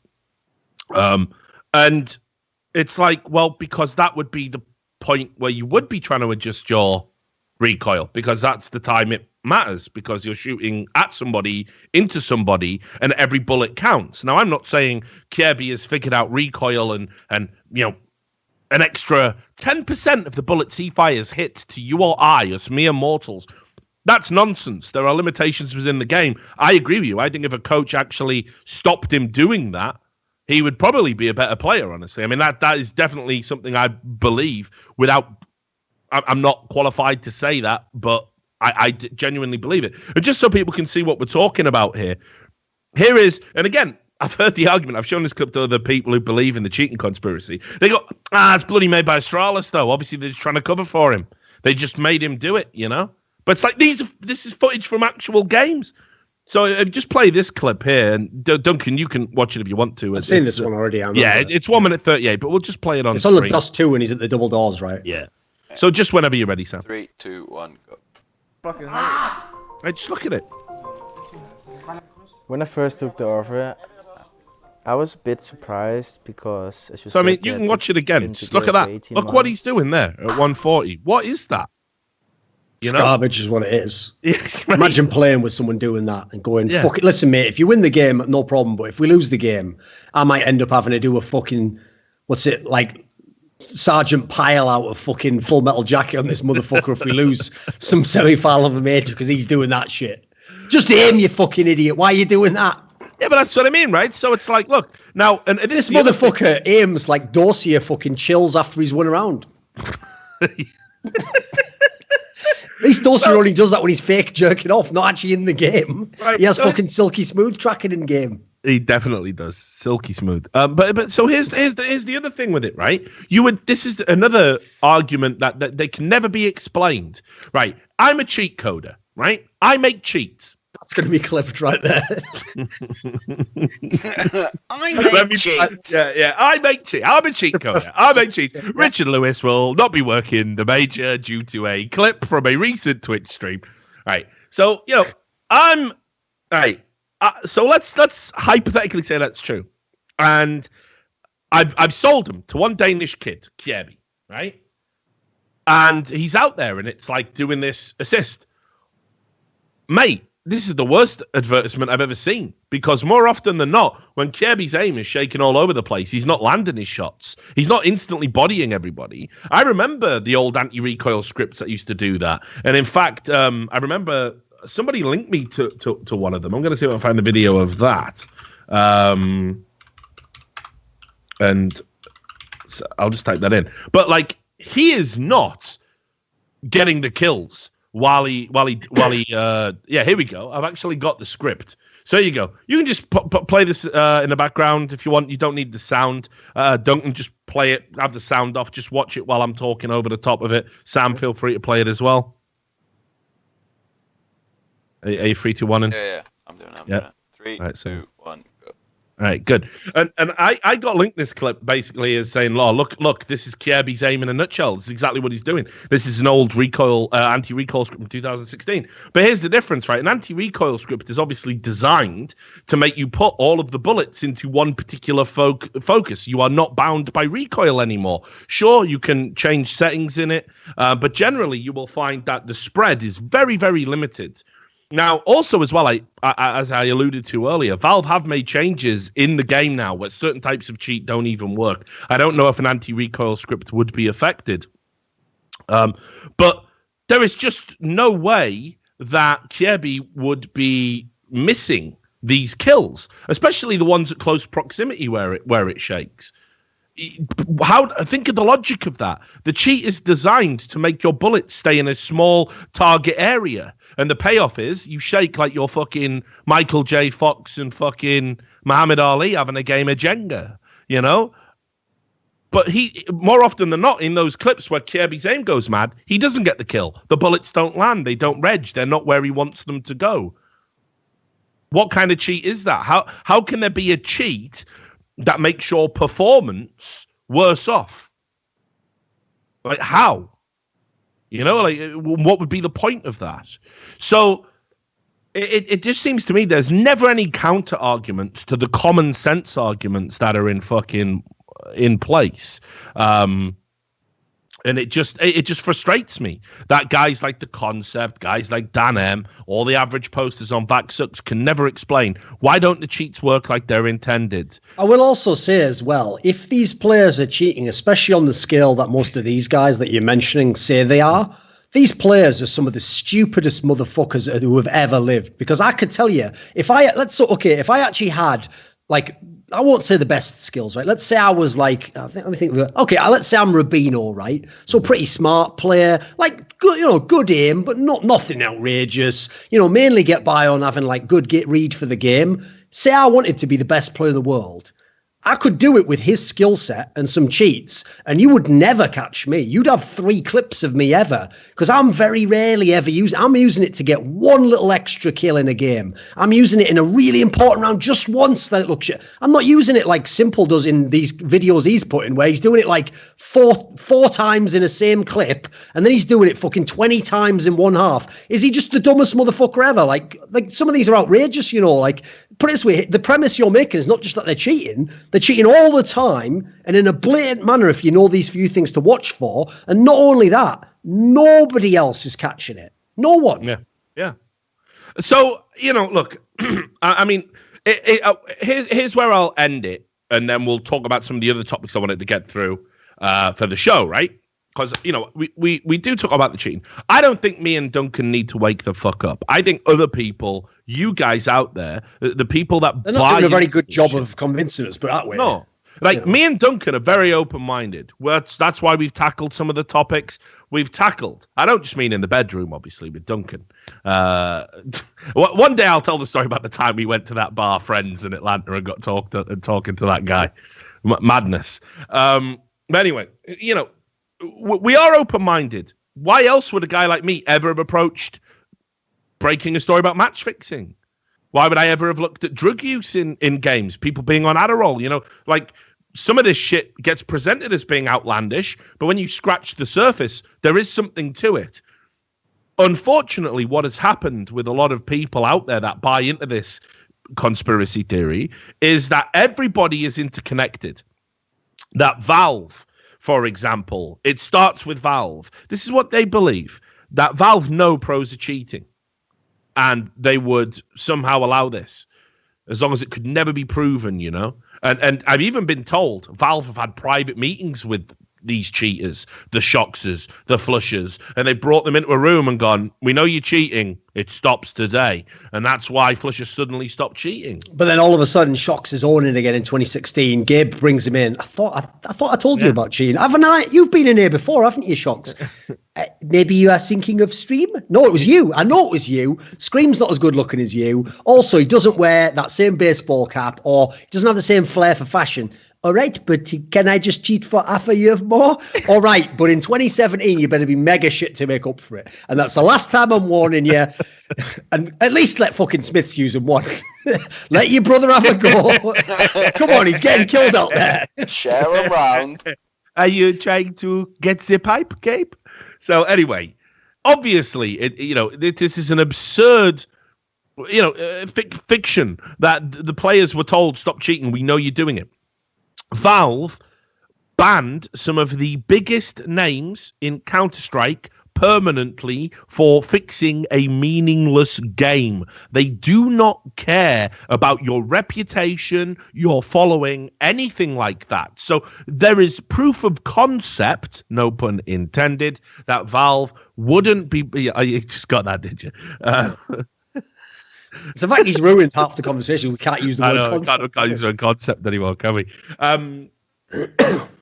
There's proof of concept that they don't give a fuck about who you are or what your reputation is, that they will just ban you if you get caught doing any of these transgressions. And when I had the talks around the match fixing thing, they told me we want players terrified of two things: fixing a game or cheating. And if we find anybody guilty of either, no matter who they are, at what level, we will ban them for life. And so far, Valve have been as good as their word, haven't they? We all know that to be true. So then, after Valve, it then comes to the tournament organizers. The tournament organizers have supposedly run all these scans in the background, and we know that they're cheating, right? And they catch them, and they go, oh, bloody Flush has only gone and robbed us again of all that prize money. Tournament organizers, like especially fucking some of the shit ESL have done in the past, they love to find prize money. Do you think that if there was ever an excuse to claw back millions of dollars, they wouldn't do it? They just go... Bloody that Flusher, he looks like one of them cunts from Deliverance, and we've just got to let it go, haven't we? We just got you would present the evidence, and you would take them to court to get the prize money back that was won under fraudulent means. Of course, you got a pretty mouse, boy, and I know just what's gonna do with it. It looks just like a hog, don't it? So it would go that would happen, right? And then it's that the pros know everybody's cheating and they never call them out. But they do. But then the community gets upset when they do. Shocks, that recording that got leaked. By the way, massive piece of shit, the friends in the French scene that there are. Have you ever noticed how, like, all these fucking journalists and that in the French scene, they literally have the worst scene I've ever seen, as in everything gets out. And what's mad is, it's not even like there's 50 people know. You know there must be 2 people know. And it's just like, you're my best friend. Can you stop leaking it all? He's like, but I want to be famous too. Yeah. I don't know why they all talk like Shocks, obviously. Yeah, I know. Call copycats. It's fucking. They should learn some new accents to Daft Punk. Not me. It's fine that I'm doing the same one for everyone. Right. Shocks does have a pretty mouth. Let's be honest about it. So Shocks privately recorded without his knowledge, leaked into the public, where Shocks watched that famous clip on Dust 2, where Flusher does the little snap onto the head as he comes up a ramp. And he goes, of course, this is cheating. This is the cheat. Yeah. And then he has to fucking walk it back publicly, him and Flusher doing PR shots. He never cheated. And then, of course, so the story goes. So I've been told by many an ill person. And then did you notice how Shock started cheating after that with all them clips and that? That's when Shock... It is because Flusher paid him off by giving him the cheat. That's what people told me.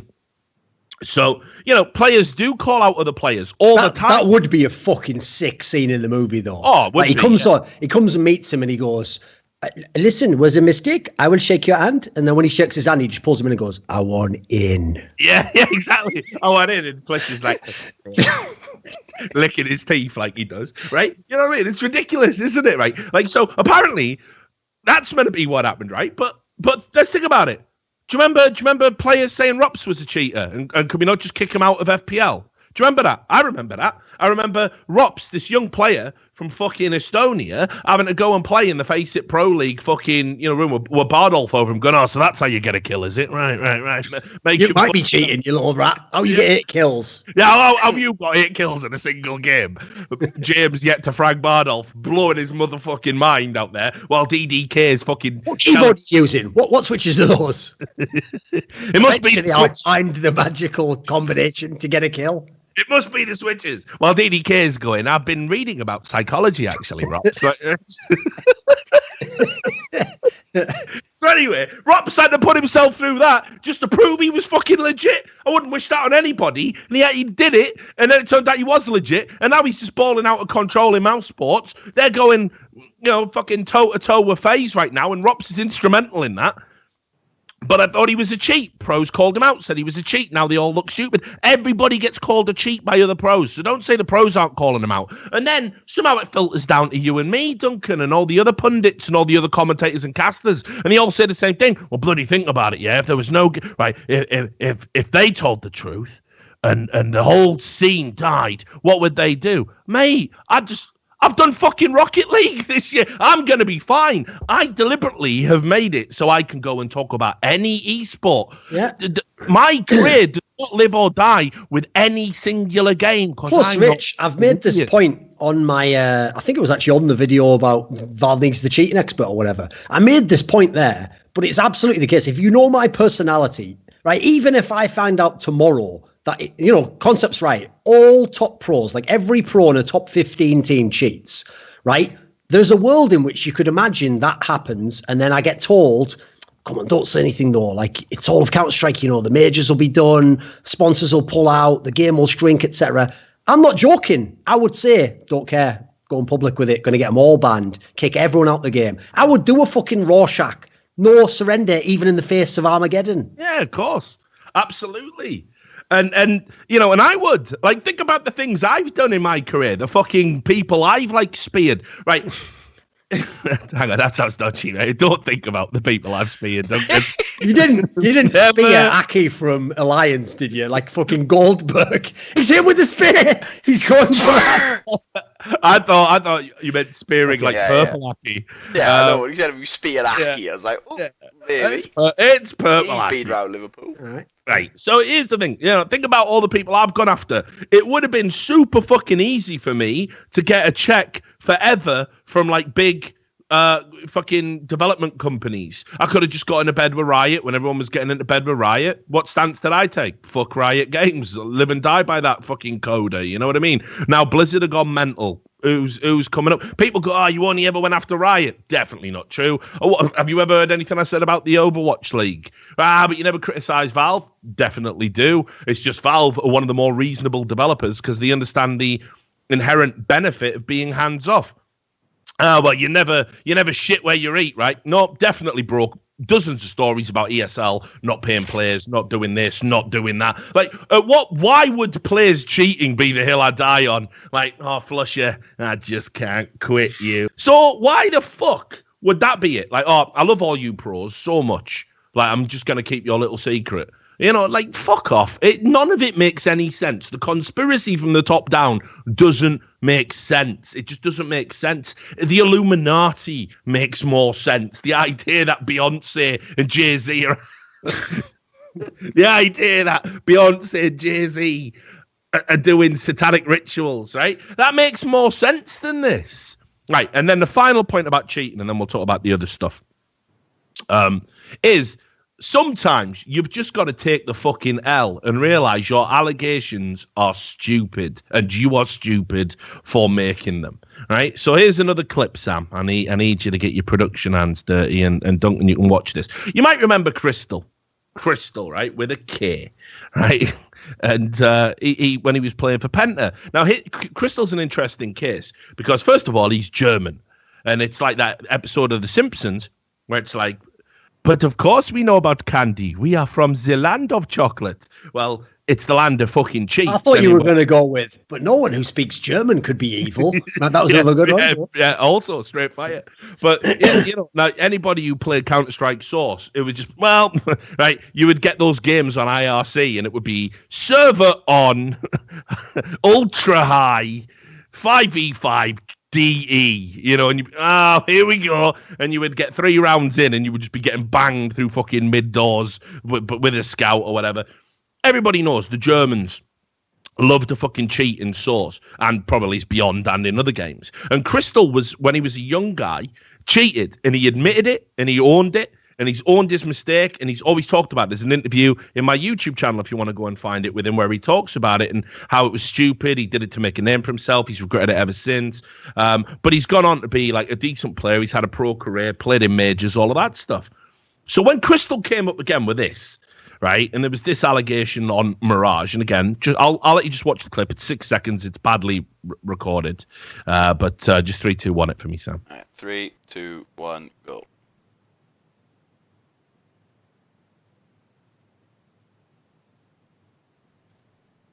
That's right. Mine.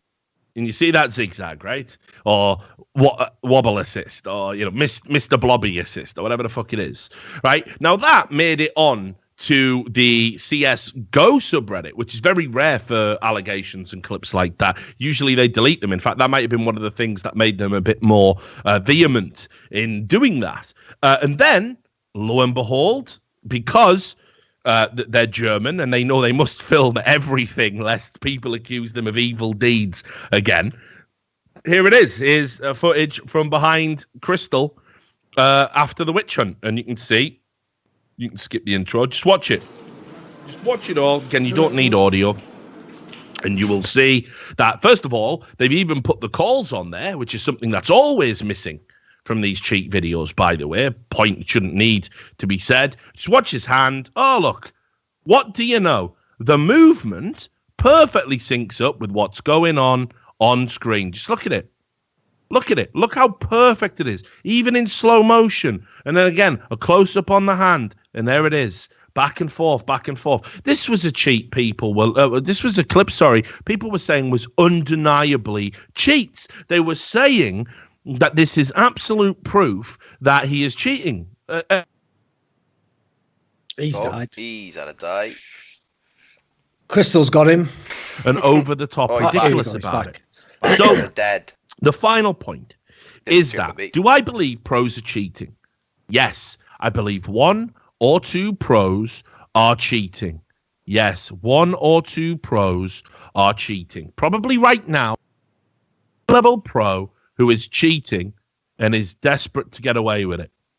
Oh, you're back now. Don't worry, you're back. Oh, did I go? Did I get DDoS? You did for a few seconds, but then you came back. Oh, right. They're getting me. They're coming to get me. Shut him up! He knows too much. But anyway, that triangle around your eye, mate. You fucked us all. Exactly. Black helicopters now, mate. All right, I'm in trouble. You think you're drinking a can of Coke now? It's pure fluoride. Calcifying your motherfucking pineal gland. Nice, not bad. So anyway, I don't know if people heard it, but I'll just repeat it. So the final point I want to make about all of this is that, do I believe pros are cheating? I believe right now there will be 1 or 2, maybe 3, who like a very small per Brazilian team. Stop that. Shall I just put in the intro at the end of this video? Harmless band. Keep going anyway. Yeah.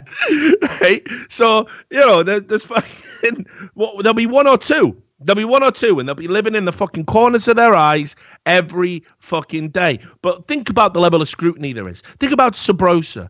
Think about how, from the moment he came into the scene with all his shaky crosshair nonsense, he was being shit on. People dug into his past. They found he had an account on a cheating website, which then got hacked, and people linked it. They hacked it by finding a password from another piece of social media that he logged into. So it definitely was his. He couldn't even lie about it. It still denies to this day that it's his account, though, right?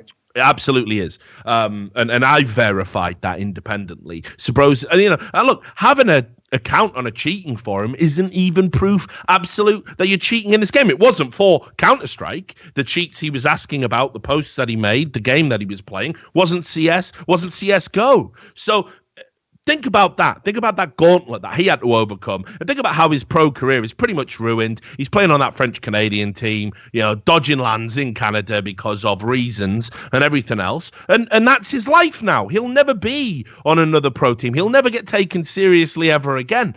So are there 1 or 2 pros cheating? Probably. But it would be crazier, in fact, to think that there are none. Right? Definitely. But the idea that every cheat has somehow found this hidden alchemy that no random player can stumble across, that no caster, commentator, programmer, tournament organizer, even a cheat coder themselves, right, haven't stumbled across this like, oh my me, if you do this, the aim lock. Pros have always shared information about how to be good at the game and any little exploit or thing that just puts you over the top. You know, what graphics drivers to use so smokes don't last as long or flashes don't last as long. They share that information, sure. But there is not some global conspiracy where every pro player is just given an aimbot on the way in and they are told, go and we'll make millions. It's like the Kennedy assassination, right? Now, we know that's dodgy. We know that ain't what they say it is. Sure, factions of his own government were in, but the idea that, like, I don't know, a more wild conspiracy, like, we faked the moon landings. No one talks, did he? Somewhere between JFK and the moon landing, we're probably on some CS shit, right? But it's, it's one or two people. It's not some endemic, systemic, wild problem. And anybody who tries to make a YouTube career out of telling you differently is full of shit. End of. It just, none of it makes sense. Your final thoughts, Duncan? I mean, like I said, unfortunately, I don't think they did a very good job, like being effective with the videos. Like they didn't sell the ideas well. If they made some points, but then all they did is belabor the point over and over again without really going much further with it. And then, as I said, threw in some examples that just don't really even work. So like that makes it seem like you're not a very good judge of your own evidence and techniques that you're describing. So I would put it this way, okay. Let me accept the premise for a moment that somehow all the top pros are cheating, right? That is such an extraordinary set of circumstances that you need an extraordinary set of evidence and explanations as to why. Because here's the problem with that, okay? I can definitely buy the idea that there are a couple of cheaters out there. I even suspect, especially in online play, I think there might be some cheaters that go to LANs and are decent players, but online magically get a lot better and their teams do way better online. I could certainly buy that from home they cheat somehow, right? But the problem with the idea that all of the top pros cheat is that would surely be more easily explained the other way intuitively, which is that if all the top pros do these weird little wiggles, doesn't that make it less likely that they're cheating? If only one of them did the weird little move or a couple did, it would be a lot easier to explain away, right? Because otherwise you have to build into a giant conspiracy, at which point you got to have more than just the odd video clip, Wiggle, wiggle. I missed that song. Out Here Brothers. Yeah, Out Here Brothers. Boom, boom, boom. A classic. So look, we'll wrap it up there. And again, I'm sure the concept will be like, okay, well, I'm going to go through and cut bits out and make a response video. Totally give you permission to do that, mate. You do what you got to do. That's fine. Lots of people have been cutting stuff out of context from us Destiny fans, we call them, for years.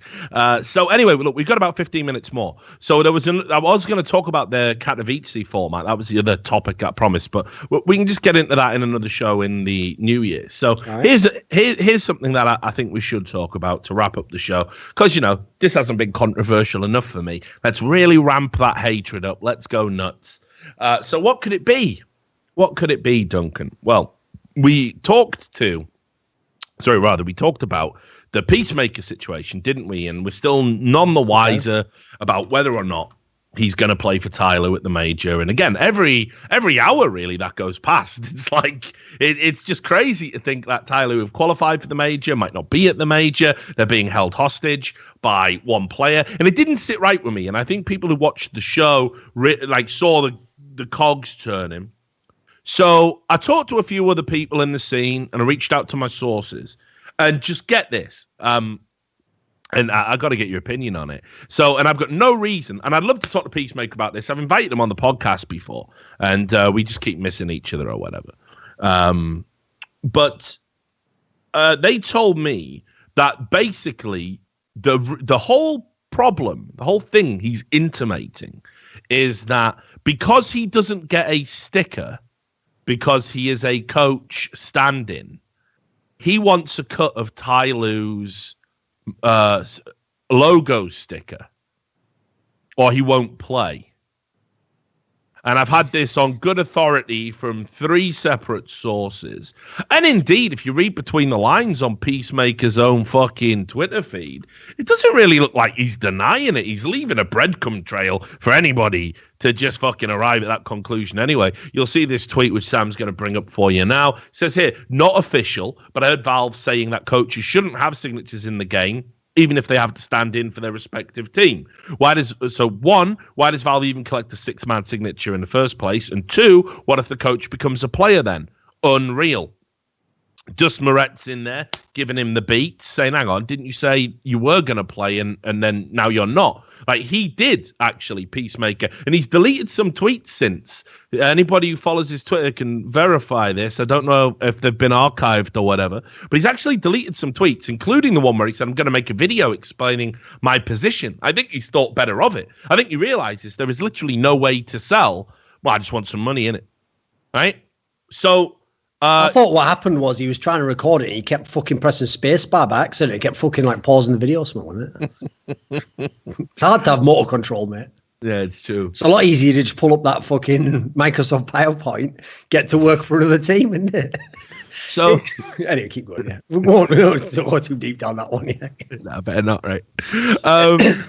So he says there, you know, like, I sent my signature off with the players, and the league and Minsk were very aware of the fact that BNTET, I think it's BNTET, had visa issues. I think. Yeah, BNTET. Yeah, sorry, my bad. Had about the possibility of me playing before the Asian minor. And then Dust goes, yeah, but on the 13th, you were still tweeting saying you weren't sure if you were playing or not. It wasn't until just a few days ago you announced you were playing publicly. So I was just wondering if that had any impact. And he goes, publicly, yes, because we didn't want to cause false alarm and cause drama and blah, blah, blah. We were just trying to fix his visa. So now he doesn't want to play, evidently. And I just think there's something fundamentally fucked up with this, because ultimately it doesn't affect Peacemaker at all. He's now working for Heroic. And it's like, come on, dude. Like, you can just see what's happened here. His signature goes in. It's been clarified. No, you will not have a signature. You will not get to market Peacemaker signatures to your sizable Brazilian fan base and have all your mates like Fallen and other people pimp out your stickers and make a fuck ton of money, right? So he's then gone, playing the way, not really worth it, is it? Loved the idea of being a stand-in when there was a sticker involved. Doesn't like it so much now. And now he's like saying, behind the scenes to Ty Lue, if you give me a cut of the Ty Lue logo money, I'll definitely play. And Ty Lue are going, well, we don't even know how much we're going to make. It might not be all that much, and we'd really like that to go into our organization for people that work in the organization, not people who've jumped ship. So, I don't know, mate. I think this is just such a fucking bad luck. And it's like I say, even if all those 3 sources lied to me, even if the other journalists on this story aren't talking to different sources and getting the right stuff, because this is all going to come out in the wash. I got no doubt about it. His own Twitter feed reveals what's going on pretty much. I mean, that does sound pretty fucked up, I have to say, especially because here's the weird thing about someone like Peacemaker is he's actually a perfect example of how you can only do so much PR. You can only do so much spinning unless you're some really next level, Max Clifford level motherfucker. You can't get out of like ridiculous stuff. So one of the reasons why I've always hated the idea that people are judged on 1 or 2 incidents in their whole life is because if you have the rest of their life, no one's that good an actor, and it works the other way around. If someone is constantly in drama and a bunch of fucked up stuff and all sorts of things follow them around and they get fired and they leave this one and no one has anything good to say about them, yeah, odds are they have some massive issues no matter what they tell you. They might tell you, it's just unlucky and, you don't know what that situation was like. Okay, great. But the problem is in this scenario, this just goes in line with all the worst fears people have about Peacemaker as a coach, that he has these massive issues and that he's too selfish and that he won't accommodate other people. And if you don't want any of that to be considered true, Peacemaker, maybe stop behaving like that and stop doing shit behind the scenes. Like, think about the logic of this one, mate. If you aren't working with the team anymore and they will not be able to have you play for them in the major, therefore they won't be able to even play at the major, what reason do they have not to launch that nuke that you just threatened them like that? You have no motherfucking leverage. They now have leverage over you. They can now leak that log and you are fucked in terms of your public rep. that's an example of where, like, you've tried. I think the worst thing that happened to politics in the normal world is fucking Game of Thrones, because everyone watches Game of Thrones and thinks, haha, I could do that. I could be like that Littlefinger character. You couldn't. The whole point is he was so unnaturally good at that. He could play everyone off each other. You guys can't even play your motherfucking hand. Never mind know what the other guy's holding and how to make him do what you want and dance a merry jig to your tune. People have just overreached so hard on that shit, haven't they? Like, the amount of like dodgy put together schemes that like could never have worked in the first place is outrageous. I mean, and this is the wild part about it. I had another few guys message me on fucking, YouTube, as they do, and because we briefly talked about it on the last episode, and they were going, oh, so people called Louise Felipe, I wonder where he's from, said, so it is wrong for Peacemaker to want to make money and somehow he is the piece of shit? Like, no. He took a fucking salary to be a coach and was named as their stand-in player should an emergency come up. The emergency has come up and he has subsequently jumped ship to another employer. He still took that salary. He still signed his name on that contract saying, I will do this thing if it is required of me, right? And now he's saying, I'm going to need a bit more money, man. Like, fuck up. This is so beyond a joke. Like, just, look, I very rarely bring like, basic principles of honor and decency into the world of business, money, and certainly esports, which is like that fucking pit in Raiders of the Lost Ark where it's just snakes everywhere, and you've just got to pour gasoline on them and hope you can fucking smash through a wall and have a career, right? That's esports in a nutshell. But come on, let's be fucking real here. There is not a fucking world where Peacemaker shouldn't be the stand-in player. Do you think Ty Lue were over the moon about this? Oh, best player can't get a visa to go to America, so we've got to use our Brazilian coach as a fucking stand-in in a Chinese ex-coach. Yeah, ex-coach. Yeah, exactly. Do you think they're thinking, oh, this is brilliant, this? And by the way, like we fucking planned it. Put it this way, if I'm thinking of that scenario where I'm Ty Lue, this is how little Ty Lue wants that to be the case. Because Peacemaker's going to play, first of all, is in his entire consciousness the whole time he's playing, he's thinking of that time he fucked up on stream, so he's trying not to take any risks whatsoever. Secondly, he's probably baiting like a motherfucker to get a half decent score because he doesn't want to get reamed out. And what does he care if they do badly? They're probably coming last anyway. It's actually a nightmare scenario for Ty Lue. Yeah, that's what I mean. So it's like the idea that they should have to get fucking, wrecked again by having to pay money for the privilege of the worst case scenario.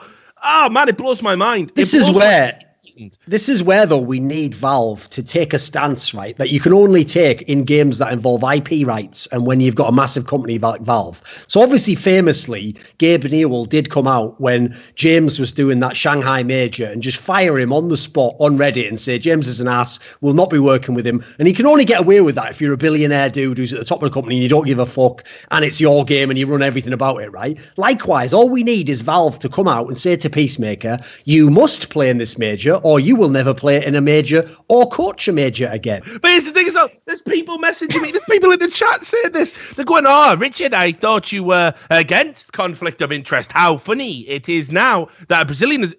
Right, I'm looking at all the teams at the major, Duncan, okay? I'm looking at all the teams. None of them are called heroic. Where's So the only area where there is a potential conflict of interest would be now that he works for Heroic and they are owned by Refresh, he would have to be in a game for Ty Lue against a Refresh team, throw the game to enable the Refresh team to go forward and take a big pay bonus from Nicola Nyholm for doing it. Now, I've got a counter against Refresh from the start. No, but I've got a counter for you for that. Okay, good. Right. If Refresh actually pay for that, for him to be so bad in a game, he throws the game, they don't understand money. Like, that's any money for that. That's coming for free. Like, I don't feel like that even needs a game transaction. Fuck's sake, dude. So anyway, it's coming up to the end of the show. So I don't know if there was any other post-Christmassy stuff you wanted to bring up, Duncan. No, that's actually the weird thing about esports. I have to say, considering everyone complains like a motherfucker about no off-season, all this stuff, you don't have tournaments on Christmas, do you? Like, I've followed the NBA my whole life. They always have a game on bloody Christmas Day, don't they? Have to literally play. Yeah, it's been good. It's been a good season, been a good year. Here was a suggestion that I was going to throw out there. I'll do it on air, so you're really under the thumb to accept. Basically, I wanted to do like like two sort of special shows to celebrate 2017. So the first thing I wanted to do was just get me, you, Moses, some of the CS talent, and is obviously in there. We'd all sit round and like have a few drinking games and like play some stupid, like not Trivial Pursuit because that would be lame, but like play a drinking game related quiz. Okay, you in? Right. On stream, Quizmaster. Yeah, on stream, right, obviously. Yes. We'll all split the money at the end. Right. Split the money at the end. Yeah. Obviously, Sam, you don't get out of bed for free. And the other thing I wanted to do was our awards for 2017, which might take a little bit of planning and prep. But I was thinking we could come up with some categories and do a by the numbers award special at the end of. So we do that in January at some point. Are you suggesting any of these ideas? Just so you have a counter for when people are like, you only did 3 episodes that month. You go, I gave you a free one. You did 4 bit. Okay. The only cunt who does that is that fucking Radiant Sun. I pay $1, doesn't anymore. Never did actually. We went through every donated with a fine tooth comb. Who'd have thought you would lie? Yeah, no, all lies, mentally ill. Some would say he doesn't have better things to do with his time on the internet. Mentally, we're not lying and everything. Well, that's weird. Only him. I pay $1, so the show must be what I want it to be about. Never in a million years, you fucking wretched loser. But the 4th video was uploaded on the 1st. It doesn't count. Doesn't count. So yeah, I thought we'd do. I love that as well. The idea it's like a fucking exam, where they're like, it must be submitted at midnight. So if we upload the video at like 0.1 seconds, right? Taking it to the court, you've lied. Classic. Yep, that's it. So it's been a good show, and I will say this to all the people at Vax Sucks that'll probably post this. I'm sure we did miss some bits. We wanted to keep it fun and there's brevity, and we didn't want to break down just a bunch of clips and get mine and Duncan's opinion.